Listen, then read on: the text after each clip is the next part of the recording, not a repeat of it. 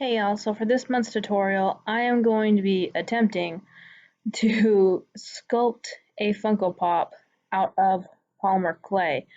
So I'm using that Batman figure just as reference for the Lego shape, and the Martian Manhunter that I already had out of box just for the shape of the pop.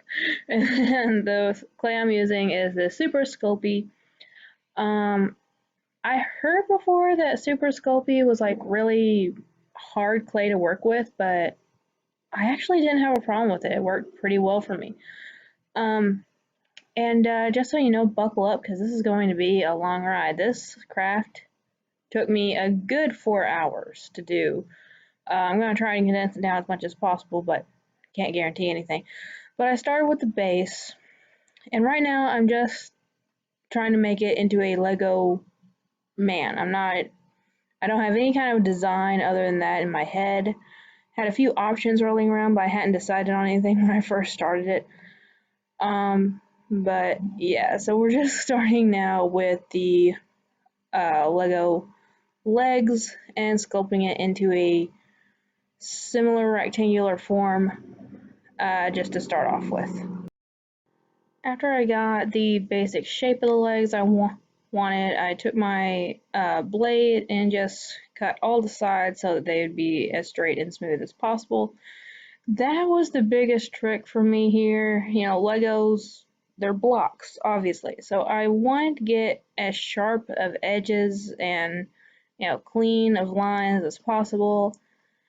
And if y'all know me, I'm not that I'm not that clean of a sculptor usually. I'm really not. I just try to get things passable at most, but I was really trying to get the best I could here, and I had minor success.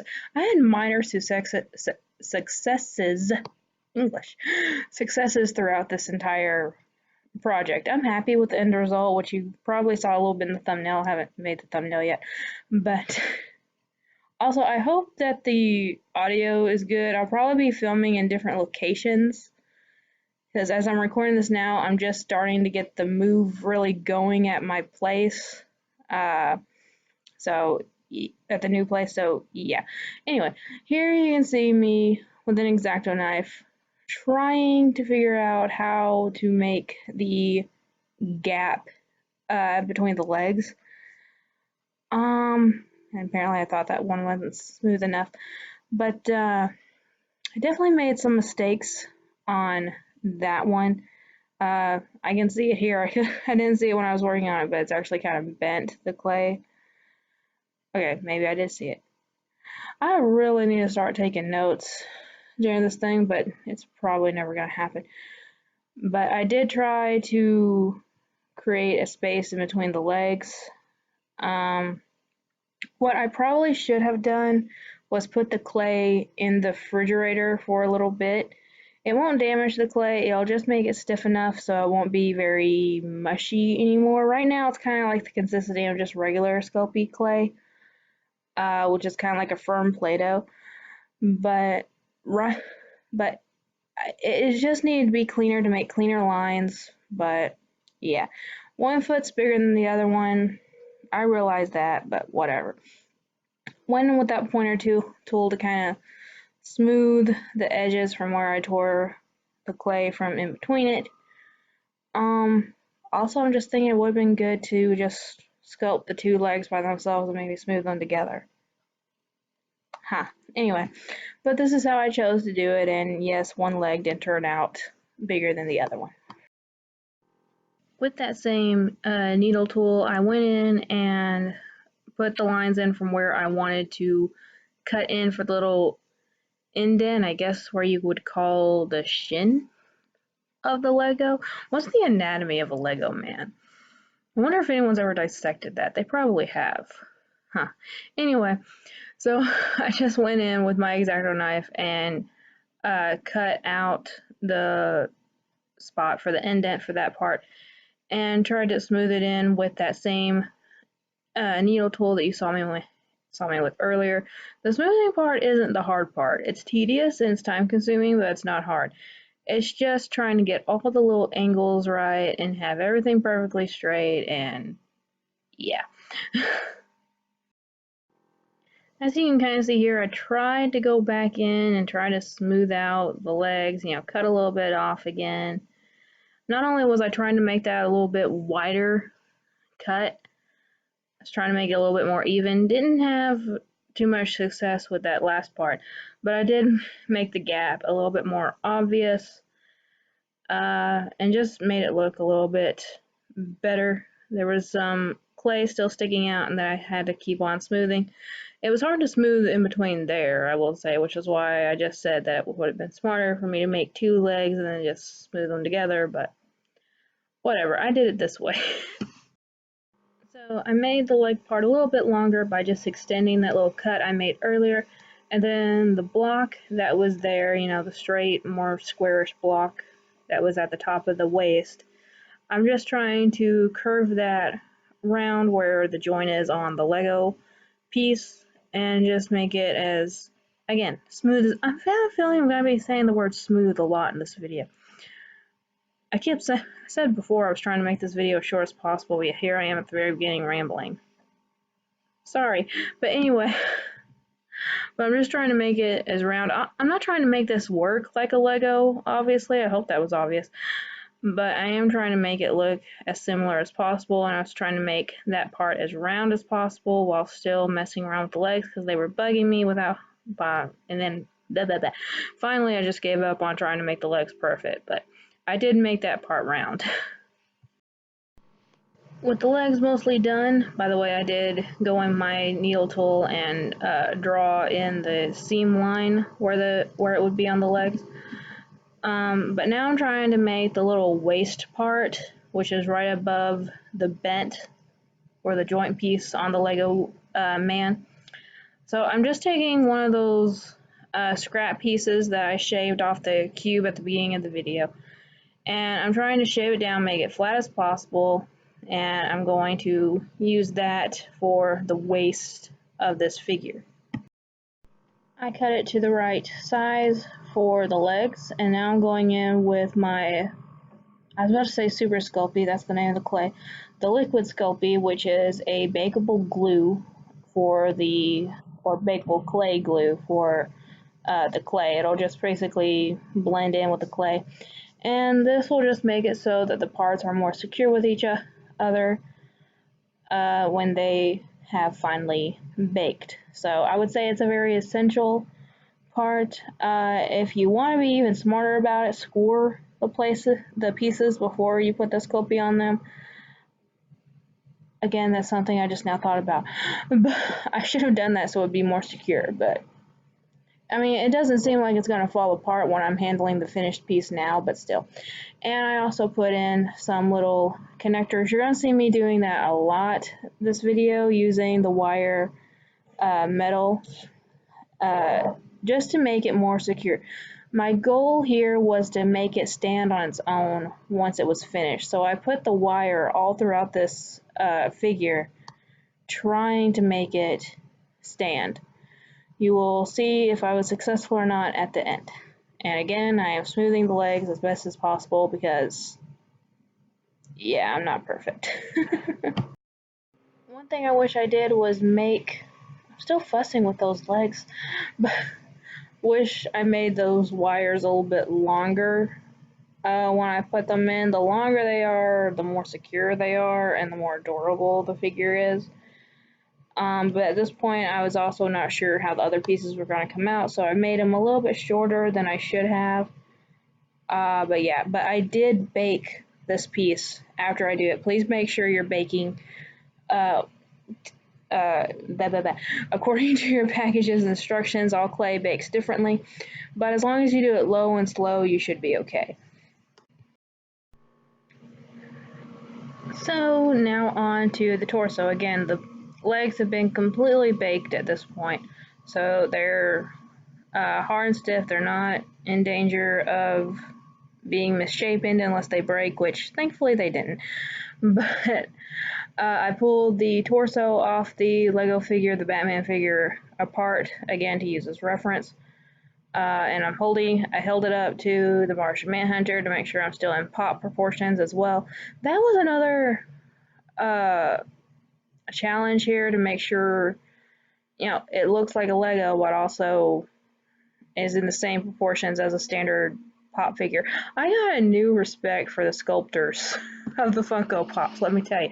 I got a new respect for them, guys.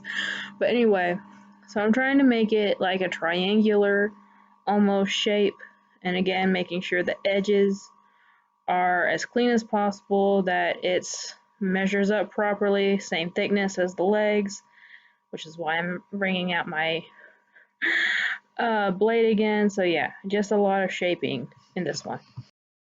When I felt like I finally had it right, I went ahead and put some Super Sculpey around the wires on the legs, which that bottle is almost out. And went ahead and inserted the unbaked clay piece on the leg so that I could then sculpt the arms. Now at this point it's still standing up straight, so I have faith in myself that I can, again, I'm comparing it. I have faith in myself that I can get this figure to stand completely on its own at the end of the video, so fingers crossed. So the torso may be what took me the longest to do, partially because of these arms. So I made a small cylinder of clay, and I'm shaping it to try to make it as Lego-y as possible. I'm going in with the needle tool to exaggerate the crease on the elbow. I later come in with my not my X-Acto, but my blade to further make one end of it smooth, the one that's going to connect to the arm. Because if you look at a Lego, about 3/4 of the arm looks like it's been cut off, or at least the upper arm mostly, to make it slide well with the body of the Lego piece. So it's a little bit hard. It would have been better again if I put it in the fridge and cut it when it was cold. I was not trying to make it that large and blocky either, but I, I was like, well, I got the shape, and if I make it smaller, I'm going to have to pretty much start again from scratch. And I was really happy with the shape I ended up with at the end, so whatever.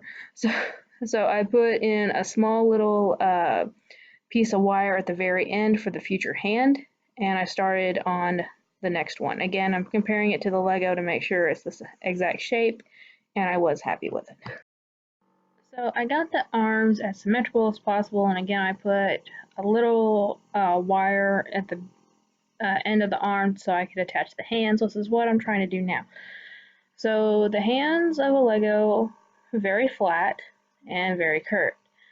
So I just take a piece of clay and I'm trying to flatten it out a little bit, and then pretty much carve, or at this point rather draw, an oval kind of shape so that I can then cut it out and curve it to make the hands. Now I had to do this is my first attempt. I had to do it a couple times to get the shape right for each hand, but it came out pretty well. They don't really have wrists. I mean, sometimes there's a little bit of plastic poking in between the hand of the Lego and the arm of the Lego, but I just put these right up against it to make it look like there was no wrist at all because it was easier. That's the only excuse I have. It was easier.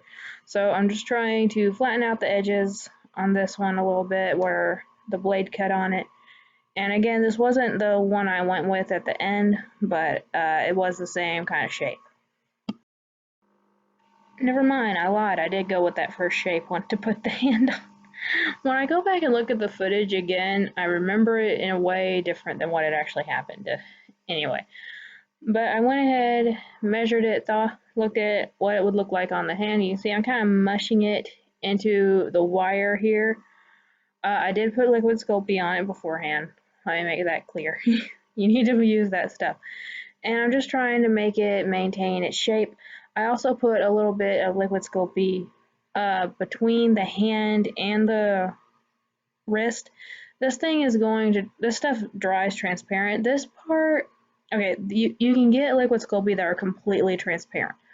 This stuff is white. It will dry It'll have like a slightly milky color once it dries, but it won't be that visible, especially since I'm going to be repainting this entire thing anyway, which, by the way, that's why I'm doing it completely out of one block of just gray clay. It would have been way too hard to sculpt these uh, pieces with different kinds of clay and then having to worry about putting it all together and make sure it's all seamless and make sure all the lines and the colors are perfect, make sure none of the colors bleeding onto each other with the clay. And here I'm starting to make the other hand. But, and again, I hadn't settled on an idea yet, so I wouldn't even known what colors to pick. So if anyone was wondering why I chose one single block of clay to do it, that's why. I put, again, more wire on where the shoulders would be on these Legos with the liquid Sculpey before I placed the arms with the hands already attached. I'm trying to go over and make sure the hands stay in their curved position for when they bake. So yeah, I did go ahead and rebake this again, total piece. The more you bake stuff with this polymer clay, the harder it becomes. So the legs and stuff will not be harmed at all by rebaking and rebaking and rebaking, and it'll actually help it a lot better at the end. And before we go any further, just to let you know, the rest of this video will be voiceovered at the new home. So everything else I recorded before I moved, the stuff I'm recording now that I have moved, so hopefully the audio is a little bit better, but I am next to an air conditioner unit now, so we shall see. But anyway, so here's where I think I made one of the worst mistakes. Tinfoil is usually used to kind of save on clay. It's lightweight, and if you're making a larger project, you won't have to use the heavy, bulky, expensive clay. You can just use tinfoil in the middle and then form the clay around it.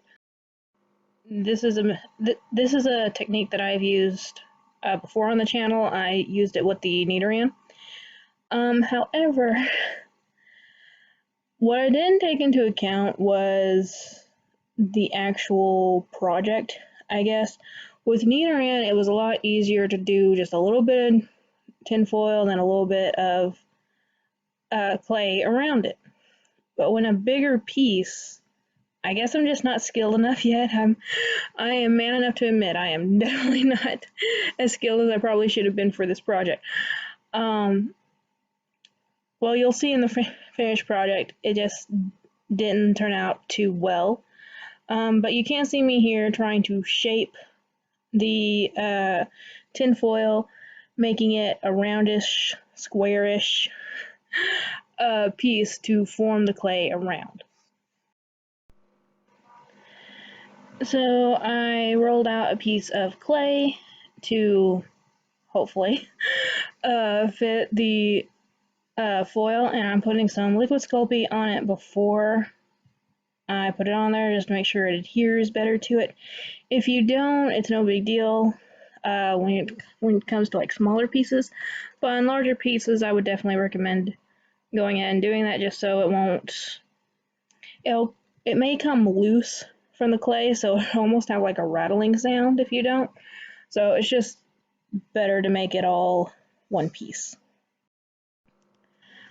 So after I covered it with liquid Sculpey and some of the clay with the Sculpey as well, I folded the clay inwards, trying to cover all of the tinfoil I could, spraying it with my fingers, trying to blend it as best I could.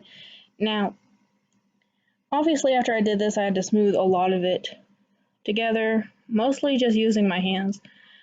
But off camera, it was so lumpy. The tinfoil made it so much lumpier than I wanted it to be that I actually ended up putting sheets of clay on each side.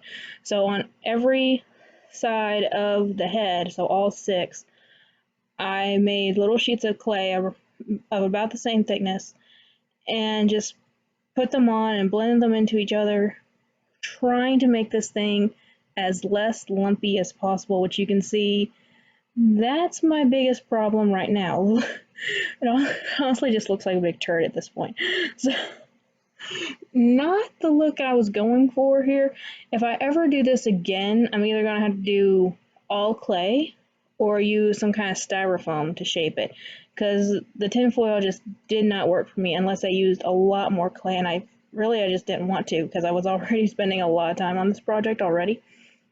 And you can see I kind of had to go back in and put more clay in that spot that I missed. But yeah, it took a while. It took a while, and it just came out way lumpier again. I could not get it to smooth down no matter how much clay I put on there. So yeah, I learned my lesson for next time. But the reason I wanted to make it more lighter weight was to try to get the piece again to stand on its own. Again, you shall see how successful I was in that at the end. So you can kind of see on the edge of the screen there how I was able to finally get the head shaped. Looks better than it did a minute ago. Definitely not as smooth as an actual Funko Pop head, but again, I did my best. So here I am forming the little connector piece, and there goes the AC. So hopefully it doesn't mess with the audio too much. But anyway, I'm trying to form the connector piece that they have on Lego heads. It's definitely not going to be as smooth as an actual Lego, nor will it be to the exact same proportions as a Lego, but it definitely comes out looking like a Lego. So that was my priority.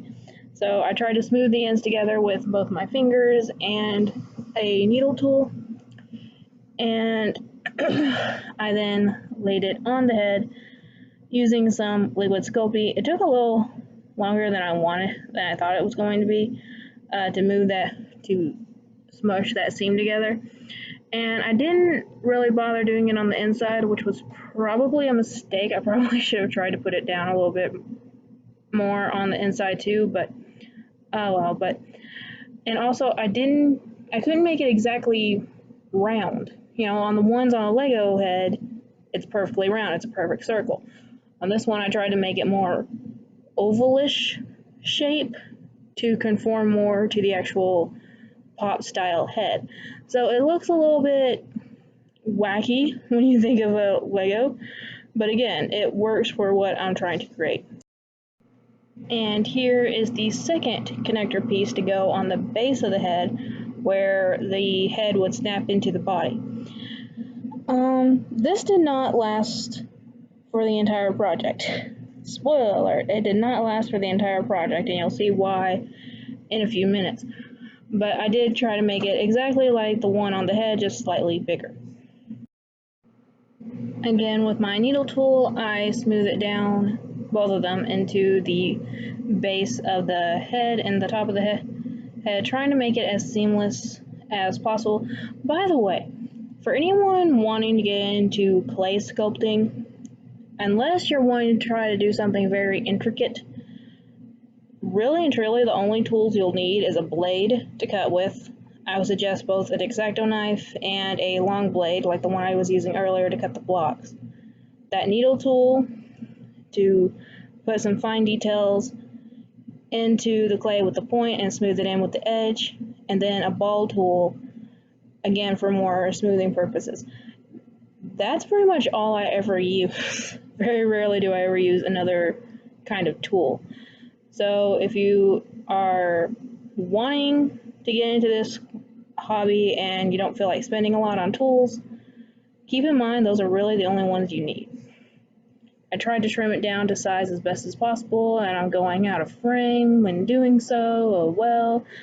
But the point of me shaving it down so much, the neck part, was because I didn't want it to cover up the shoulders of the body, which it does. And you'll see how I take care of that again in a minute. Right before putting it in the oven, I again put more liquid Sculpey around the base. Now you can see here, I added a part onto the base of the head. This was to try to elevate the head enough to get it past the shoulders. It worked semi-successfully. But I thought it was a really clever idea. It would have worked if the proportions were just a little bit better off. Um, and it was literally just a ball of clay I smushed at the top and then poked a hole through when I was lining it up with the body.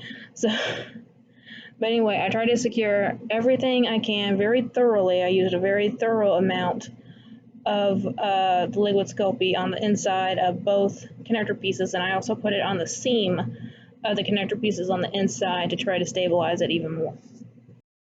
I did secure the head onto the body for the final bake, and afterwards, that neck connector was still bugging the crap out of me.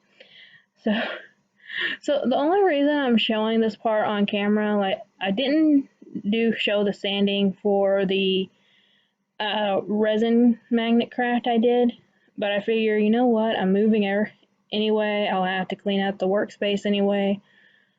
Just go ahead and sand it on camera to show you guys. So I still didn't like how the neck connector looked, and you can see it did crack in the back, which will actually help me a little bit later. But I did not like the way it looked whatsoever. So I was trying to sand it down completely in order to sculpt it again. And the crack in the back helped me to just go in there and barbarian it out. But I did go ahead and smooth in the leftovers. You know, it had a little bit left on the bottom from the liquid Sculpey. So I just went ahead and smoothed that down with the sander. And you'll see I did not use the polymer clay to do it again. I probably could have and made it again even stronger, but I didn't. Why am I going away? Again, I don't review this footage until I'm looking at it with you guys. And oh, okay, a different head, okay. But these things come with multiple different heads. One, I still can't figure out what it's for, but it is better to go in with the little details with the smaller one. But I probably could have used polymer clay again, but frankly, I didn't really want to get it back out and then go through the oven again. But you'll see my solution. But I did go all the way around the base, taking the ones off. Some of it was a little bit more stubborn than others, which is why I'm still kind of going in with the thing to try to sand it down a little bit before I break it off. But I did get completely rid of that connector, and I also sanded down the head a little bit in spots. As you can see, I was pointing out there a second ago. I did go ahead and sand most of the head. Again, trying to get some of the lumpiness out. It helped, not enough, but it helped. And to resculpt the connector on, I'm using the trusty Suguru. Suguru is an air dry rubber. I have used it on the channel before. You mold it like a clay and it dries in more of a rubber texture. Excuse me. And it's also an adhesive. It's actually used marketed to use for household repair. Like if an electrical wire breaks or a handle on a cup breaks, you can use this to kind of patch it. But you can also use it for sculpting. So because it's a rubber, you can shave it down a little bit.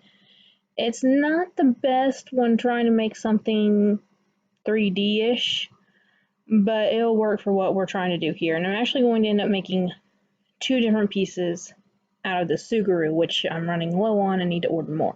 But anyway, so I take a piece and start stretching it, trying to get it enough of it to wrap around the entire thing. Basically, right now I'm trying to cover up that ball of clay I made earlier when I was trying to use it for the polymer clay. It was a little bit difficult, but I did eventually get it to a point where I was satisfied with it. So hopefully y'all will be too. Now this stuff is a little bit tricky to work with in the sense that if it's not stored properly, it will not work. If it's in a stored in an environment that's too cold, it'll be really stiff to work with. And if you put it in a very warm environment, it will be very mushy to work with, to the point where you literally cannot work with it at all.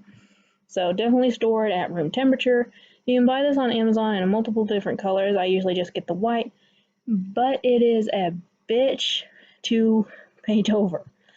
Because again, it's rubber. It's not really meant to take paint. I have tried a few different tricks in the past. I didn't use it with this one. I don't know why, but I have found that if you put like a layer of baking soda on top of it while it's still wet, it'll help a little bit, as well as scoring it a little bit, but the scoring will leave a little bit of texture to it, so yeah, that's not very good when you're trying to make a smooth as possible piece, but it will work. But anyway, so I had to put a couple pieces together to try to make it as best as possible, and I smoothed it in just like I did with the polymer clay. And here is the part where I finally cemented what I was going to turn this Lego dude into. It's the beginning, I made this in the beginning of spring, but it's the spring summer season, and that usually means it is Comic-Con season, which is one of the best times of the year. So why not make this little Lego a really bad Superman cosplay? We've all seen the people who have amazing cosplays. It looks like they just stepped out of whatever media they were trying to represent, right out of the movie, right out of the comic, right out of the video game. But we've also seen some that's just a kid in a t-shirt with a cape tied around his neck. And that's the guy I'm trying to channel with this Lego piece. So it would have been better if I used a substance other than Suguru that was more 3D-ish. Because you can see there I kind of ripped off the cape and tried to make it a little bit more flowy. It's really hard to do because this stuff is so dense and thick. But again, I had to go into another packet because I needed more. By the way, you can't store this stuff. Once it's opened, and you will not be able to salvage it. It dries in about 24 hours. Or not, is it 24 or 12? I think it's 24. But you can't put it in a Ziploc. It will harden. I've tried before. What I like to do is I put it on a flat piece of plastic like a Tupperware, smooth it out, let it dry, peel it off. It will stick if you don't mess with it, but it's also pretty easy to peel off. That way you have something that you can carve shapes out of later, like if you need a heart for something or a circle for something, if you're like me and do resin pieces, and you just need a little shape to fill up a space in your piece, just cut it out of the Suguru and you're good. But I did fiddle with that cape a little bit. Couldn't get it as flowy as I wanted to, but again, it's satisfactory. So, to be completely honest with you guys, I have no idea why that paper plate is on the table. I really don't, nor do I know what I was doing with that bottle of acetone that I just took away. But it's there for some reason. I thought I needed it. I don't know. But finally, we're getting to the exciting part, which is painting it. Yeah, I put a little bit there and I'm like, oh, this will take forever. This will take forever. So I wiped it off as best I could. I wasn't trying to get it clean, like back to gray again. I was just trying to get most of the wetness off. And you can see I made that decision very, very quickly. I don't know why I was so stupid to think that I wouldn't need a primer, but yeah, I needed a primer. By the way, this is after the cape and stuff has dissolved. So it's a good thing that I did have that acetone there, because I did try to take a little bit of the color away, just not all of it. Yeah, so when you're dealing with a darker surface, don't be an idiot. Use primer. Use a primer, please. After 2 coats of white paint to use as the primer, now I can go in with the yellow paint and start making the Lego come to life. Finally. So I did a lot of coats of paint for every color off screen. Just because it's faster. It's really faster. And with the paint, you can see the lumps a lot more. Obviously, this is not as clean as a Funko Pop head should be. The more I think about it, the more I'm seriously considering trying this again next year. Not this exact same pop again, but just trying to make another pop from polymer clay. just to see how well I improve over the year. If you guys like that idea, please leave it down below. Maybe you guys don't really hate, you really hate that idea because you don't want to watch another 50-minute long video, but just let me know in the comments below. But it did take about 4 or 5 coats of the yellow to make it completely opaque, and I did go ahead and paint everything that's going to be yellow, so the head and the hands yellow. And here I'm finally getting a little bit more Superman-y and starting to paint the t-shirt. So I am just making this a regular t-shirt, trying to, so Superman has long sleeves, I made it short sleeves, and I tried to make it as Superman blue as possible. I can't remember what all these colors are called, but I am just using regular acrylic paints that you can find at any craft store.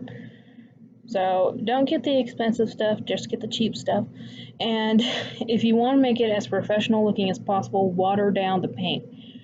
If you don't, it will leave brush strokes and it'll just make it look unclean. I guess that's the word I'm trying to use. But if you're like me and really don't care, this is just for your personal enjoyment, just go ahead and slap it on and no one else will care. So I did have to take a couple coats of the blue as well in order to make it not green where it meets the yellow, and also make it opaque. I had to go back and forth a lot of different times, and a lot of the time I didn't finish putting on the coats of one color on before I had to where I went ahead and switched to the other one. I probably should have, but I didn't do that for every part. So try to have patience to wait for every color to dry, and put every coat of that color on before you move on to the next. I went in with my angled brush in order to get the cracks and crevices under the cape, as well as the outline of the crest. I did go ahead and draw on the shape of the crest that I wanted, the Superman crest in the center of the shirt, just to make sure I didn't have to paint over that again. So yeah, I do use my angled brush, which you can buy at Hobby Lobby, Michael's. It's more expensive than regular paintbrush, but I still highly recommend to anyone who wants to do smaller painting projects like Funko Pops or any kind of repaints of figures. I mixed some of the blue with a little bit of the black to make a dark denim kind of color. I meant for him to be wearing just regular jeans, so I was trying to make a color that, well, looked like denim. Denim comes in a lot of different colors, but I wanted to make sure it wasn't the same blue that I used for the shirt, so people don't think he's trying to actually make a good attempt at being Superman. I was really trying to play off like just the amateurish cosplay, like I was when I dressed as Ash Ketchum my first year at Comic-Con. If I can put that picture in, I will. But I didn't even wear a Pokemon shirt. I wore an Oracle shirt because my favorite author was going to be there and she wrote Oracle. But anyway, or wrote Birds of Prey rather. But yeah, hopefully it's easy to tell that that's just a pair of jeans.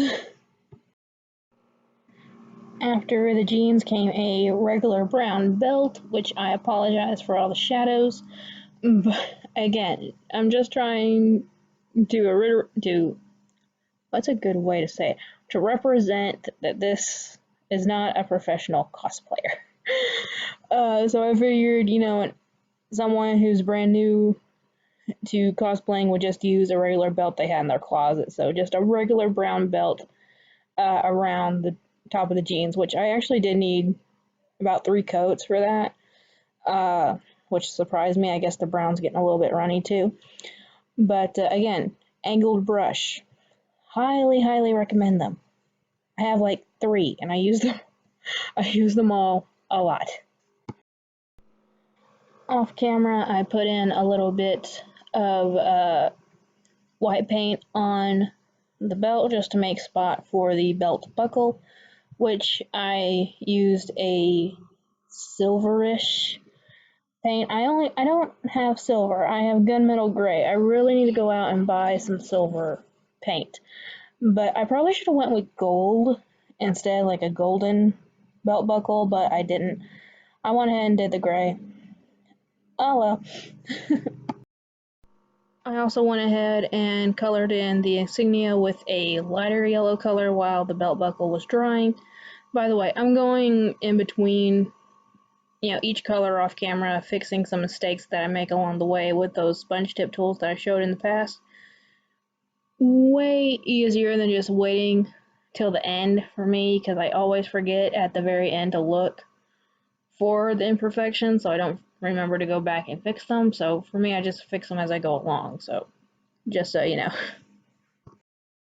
When the yellow was dry, I went in with the red and a very small tip brush and did the outline in a red, just like Superman's insignia. And just so you know, again, I wasn't trying to make it perfect, but I was trying to make it so that people would know what the heck it was. So very carefully, I went through all the edges, trying to cover up the yellow and not cover up the blue. Messed up a little bit here and there, but I got through.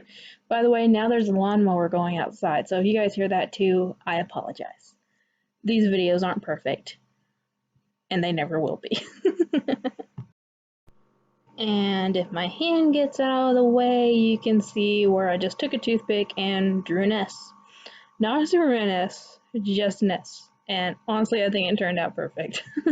So I use my phone to film, so I had to borrow someone else's in order to look up the face of a Funko Pop of a Lego man that I wanted to base it off of, and I decided to go with this little smiley face here. I wanted to do one with the freckles, just to make it look like a young kid on top of the amateur cosplay, so just to make it more cute. And I did finally get rid of that stupid paper plate. Why was that paper plate even there? I do not know. But with the pencil, I went in and tried to sketch out where the eyes and the mouth and everything were going to go, the freckles even. The only thing I didn't do on the Lego that was on the picture was the highlights in the eyes, because again, it's supposed to look like Funko eyes. I thought about making them 3D, like putting them on as I was sculpting the head, the eyes, but then I'm like, you know what? It would look more like a Lego if it was just painted on, because Lego faces are just printed on. And there has been Funko Pops in the past, like a couple of the Jack Skellingtons that just had their eyes printed on, so I still felt that it was true to the franchise, both of them. So right away I go in with my smallest dotting tool and try to make the little dimples on the mouth, and you can see I messed up right away. Why did I think I could just rub that off? You can't. Acrylic paint is so matte and so like textured in a way. You can't just rub paint off of it, it'll just smear. And I knew that before I did it, but I did it anyway. So I got a little bit of rubbing alcohol and one of those small sponge tips, and lightly, very, very lightly, went over the black smudge. You can see a little bit of the white paint peeking through where the yellow rubbed off as well. And I do go back and paint over the yellow with it too. I'm trying to include my mistakes in these videos too, guys. I know it'd be shorter without them. It'd be a lot shorter without them. But mistakes happen every left and right turn when you're painting and crafting. So anyway, as soon as I got done with that, I wiped the excess paint off on my thumb before I went in again. And I would recommend doing that, especially, until you get the feel of it. Especially the more you use the tool. Like if you just keep dipping it into the paint without wiping it off or cleaning it, it'll just get more clumpier and clumpier on the actual tool. So be wary of how much paint you have on your tool or on your brush before you go in and start painting it. By a miraculous miracle, and yes, I know that's a redundant statement, I managed to make the eyes very, very similar in size. I mean, I'm actually impressed with myself for how well I was able to do those eyes on my first try. I didn't have to repaint over them. I didn't have to try again. I was actually very, very happy. And you can see I ditched the tool and just went in with a very small paintbrush to color them in. And yeah, I think they turned out great actually. Back with the dotting tool, I used a light brown, I think it's called chestnut. I don't know why that's the only name of the paint that I remember, but chestnut color to just dot on the freckles, making sure they're there without being too small or too big. And then I went in and lightly painted on the eyebrows. The best part about doing the face is usually it's so small that you don't really have to go back in and repaint over it, like do double layer. So with the eyebrows, the freckles, the eyes, usually maybe you have to do another coat. For the eyes, possibly sometimes. I don't think I had to for this one, but usually just one time will do you. I guess I ended up painting the teeth off camera because there's no footage of me doing it, so yeah, just a little white for the teeth.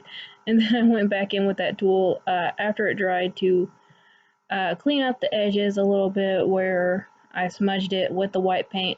And I also made those little bitty teeth marks that are always on toys, you know, to separate the top and bottom teeth. Y'all know what I'm talking about, right? Yeah, I put those in too. And then I started on the part I was dreading, the cape. I said before this stuff doesn't take paint very well. For some reason, the yellow of the neck went on perfect. I didn't have to put any additional coats. Well, I did, but none more so than the rest of the face. The cape, not the same story. I put on 10 plus coats of paint before I finally got to quit separating. You can see right as I'm going over it how it's separating from each other, and that's again because it is a rubber. So it's not meant to take paint. So you do have to go over it several times in order to build up the texture just to get the paint to stick. I had to go in with my angled brush to get underneath the cape. I still didn't get it all red underneath it, but I got it close enough. Again, multiple coats of paint for this stuff. So you gotta be patient when you're painting Subaru. Well, guess what? It does not stand on its own whatsoever. It is completely top heavy. It will fall forward as soon as you stand it up. So what I ended up doing was going to Joann's and buying this little block of wood in a circle form. I was trying to find a smaller one, but they didn't have one. So I just went with this larger one. I painted it like a dark teal color. Why dark teal? I had it in paint and I don't use it that often. But anyway, so for the part of the paint that I totally forgot about, I wanted it to look like the cape was tied around the neck, you know, kind of like how kids will put like a blanket or a towel wrapped around their neck to act like a cape. So I forgot to paint on the little tie mark in the front of the body.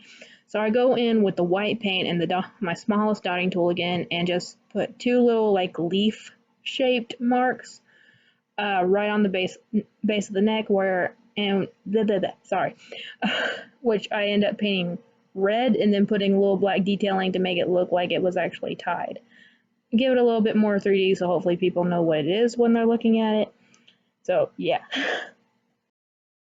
I scored both the bottom of the feet on the figure and the little center of the piece, even though you probably can't see it, before I glued it on with Gorilla Glue just to make sure it really holds tight. And there you go. There is the little Lego figure. I have no idea what to name him. So if you guys have any names for this guy other than like Clark, go ahead and put it in the comment section. But I think it turned out okay. Definitely made a few mistakes along the way. It was so heavy here that it almost stopped turning, and I kind of had to go in and kind of help it turn here in a little bit. Yeah, but there's definitely some parts I wish I could fix. Again, the smoothness of the head really bugs me. The arms are a little bit too large.